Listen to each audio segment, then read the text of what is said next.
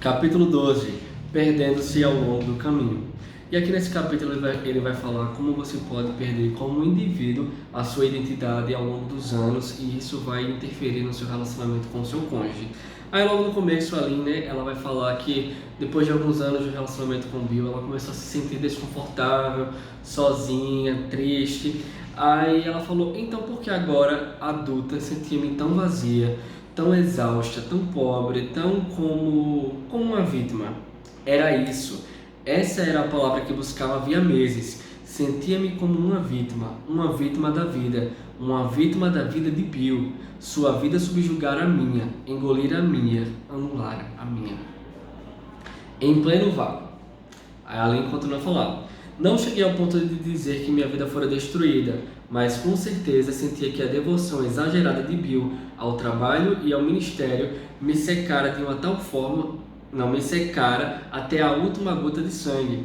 Chamávamos de o problema de calcanhar de Aquiles, mas dar-lhe um nome inteligente não o tornava menos frustrante para mim. Eu era uma introvertida, levando uma vida de uma extrovertida. Uma pessoa devagar, sempre apressada. Caseira, mas pulando de avião em avião. Minha barriga não esquentava mais. Tão constantes eram o nervosismo e a ansiedade. E raras vezes tinha uma noite boa de sono. Com frequência ia para a cama apreensiva pelo dia seguinte e acordava decepcionada por ele chegar tão rápido. O trabalho e os dons e as atividades de Bill me consumiam de tal forma que não me restava tempo para uma vida própria. Sentia-me mais como um anexo da vida dele do que uma pessoa inteira. Era dia de ação de graças e não me sentia nem um pouco grata. Estava magra e cheia de ressentimentos. Cansara de ter me preocupar com as necessidades de Bill, os desejos de Bill, a conveniência de Bill, os planos de Bill. Cansara de ajudá-lo a viver sua vida e a não ter tempo nem energia para viver a minha. É pesado.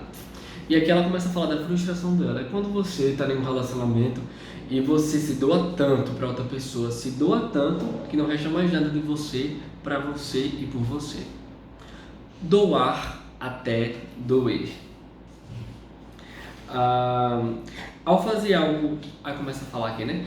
Ao fazer algo que na verdade não queremos, ao dizer sim quando queremos dizer não, ao fazer coisas para pessoas capazes e que deveriam fazê-las por si mesmas, ao ir além da nossa cota justa, quando nos solicitam ajuda e ao falhar em pedir o que queremos, necessitamos e desejamos, envolvemos-nos em um cuidado doentio ou socorro. E aqui ele começa a falar.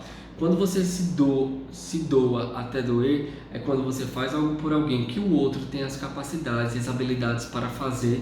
Quando você se doa além do necessário, além de uma quantidade saudável, você está apenas entrando em um cuidado doentio que não era para você entrar. E isso vai custar a sua sanidade mental. As pessoas socorrem outras pessoas por uma infinidade de razões. Algumas têm baixa autoestima e só se sentem dignas quando ajudam os outros. Necessitam ser necessárias. Acreditam que o único jeito de fazer por merecer amor é servindo sem parar. Aquelas que aprenderam que caso se recusem a ajudar alguém, são egoístas. Consideram errado desapontar alguém ou ferir-lhes os sentimentos dizendo não. Acreditam na mentira de que é egoísmo pensar em si mesmas e indelicado mencionar desejos e necessidades pessoais. Outras socorrem por acreditar que é um gesto de caridade, devoto até. Ame seu próximo como a você mesmo, diz a Bíblia. Se alguém o forçar a caminhar uma milha, vá com ele 2. Revista-se de profunda compaixão, portanto, assim o fazem. Mas se esquecem de amar a si próprios ao longo do processo, acabam rastejando a milha extra, apoiadas em mãos e joelhos exaustos. Acham cruel e desumano deixar as pessoas lidarem com sentimentos legítimos ou sofrerem as consequências de um comportamento irresponsável, de modo que permitem a compaixão se converter em cuidado doentio. Mas precisamos estabelecer limites ao nos doarmos. Dar para e fazer coisas por e com pessoas são partes essenciais da vida e dos relacionamentos saudáveis, mas aprender quando não dar, quando não ceder e quando não fazer coisas por e com pessoas também é parte essencial do viver sadio e dos relacionamentos saudáveis. É bom dar alguma coisa, mas não precisamos dar tudo. Não há problema algum em guardar um pouco para nós. Porque até muitas vezes quando a gente se converte, né, e a gente começa a aprender sobre altruísmo, sobre o amor ao próximo, a gente é ensinado, né, porque está na palavra, da gente se doar, não levar em consideração as nossas próprias coisas, mas dos outros. A gente acaba sendo de um extremo de ser totalmente egoísta, fazendo coisas just for me, myself and I, apenas por eu. E a gente vai para o outro extremo, que no caso a gente se doa tanto para o outro que a gente até deixa que, na verdade a gente não deixa que sentimentos legítimos, que era para o outro sofrer, sentir, passar por conta de consequências de situações que ele mesmo criou, passem, no caso que eles passem, porque a gente quer cuidar, a gente quer proteger, e isso não é saudável. Um embate em nossas vidas. Aí alguém falando aqui, né? O único problema é que eu não desenvolvi um espírito de luta, porque ela começa a falar que quando ela estava lá na casa dela, com os pais dela, ela tinha um ambiente totalmente saudável, onde ela não precisaria fazer um esforço, porque cada um desempenhava a sua própria função. Então ela não precisava lutar para ter espaço, para ter voz, porque ela estava já num ambiente confortável e não precisava fazer isso. E ela fala que isso a prejudicou, tipo, não ter essa ousadia, essa intrepidez para falar, não, o meu espaço é esse, porque ela não precisava fazer isso enquanto estava na casa dos seus pais, mas ela precisava enquanto casada com Bill. O único problema é que não desenvolvi um espírito de luta, não aprendi a confrontar as pessoas ou a me defender. Nunca soube estabelecer limites e dizer, esta sou eu, até aqui eu vou, você não pode me forçar a ir além deste ponto. Tinha uma vida tão segura em casa, tão fácil, tão cômoda, em que tudo se encaixava com tanta naturalidade que nunca precisei aprender essas habilidades. Então me casei com Bill e a força, a independência e a autoconfiança que a princípio me atraíram a ele começaram a prevalecer sobre mim. Amava-o, mas não sabia como fazer frente à sua força. Não sabia superar a sua independência. Minha autoconfiança definhava a sombra dele. Houve um embate entre nossos temperamentos e eu não soube defender o meu. Houve um embate entre nossas preferências e eu não soube impor as minhas. Houve um embate entre nossas necessidades e eu não soube satisfazer as minhas. Houve um embate entre nossas vidas e eu perdi. É triste, viu?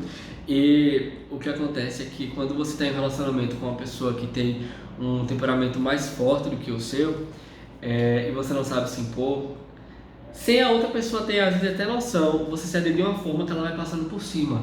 Mas às vezes não é nem porque a outra pessoa tem consciência, vou passar por cima do fulano ou da cicrana, mas é porque você já está tão acostumado a ceder, ou você tem insegurança que se você se impor, a outra pessoa vai embora, você vai cedendo e você vai se anulando para que o outro possa existir na sua vida.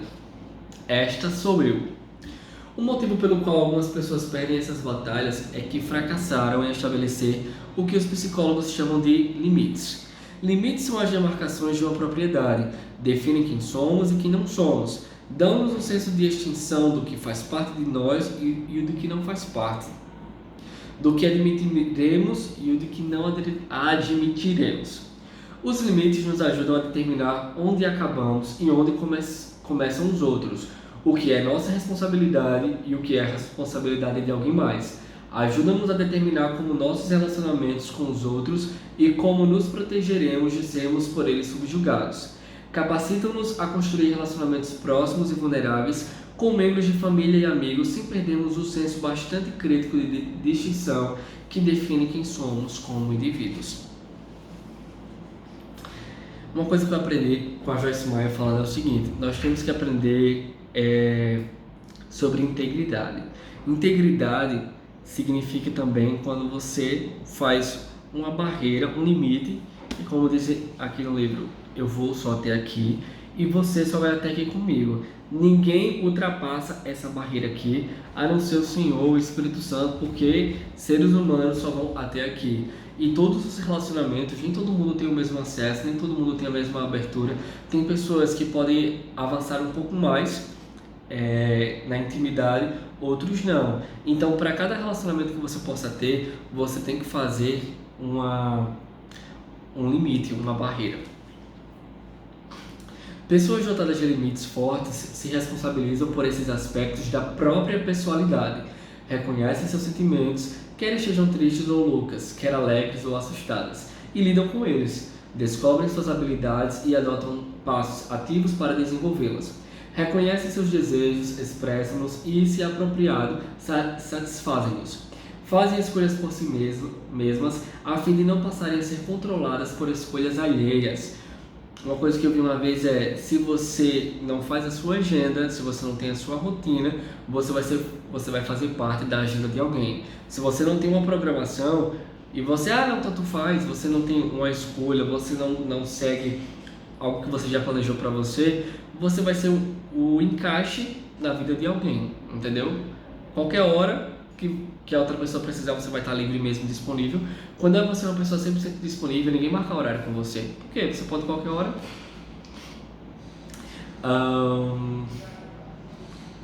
Conhece os próprios limites e vive dentro deles, modo que não se estende além do que convém.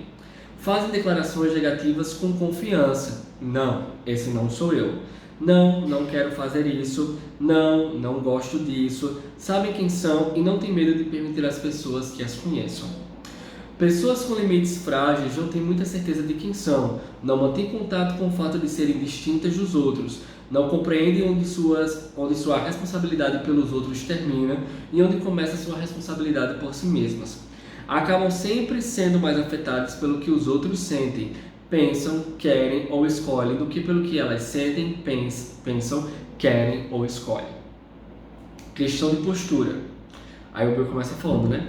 Percebi ainda jovem que não podia me dar ao luxo de deixar que a desaprovação do meu pai moldasse as minhas escolhas. A fim de sobreviver debaixo de sua autoridade, precisei correr o risco de confrontá-lo.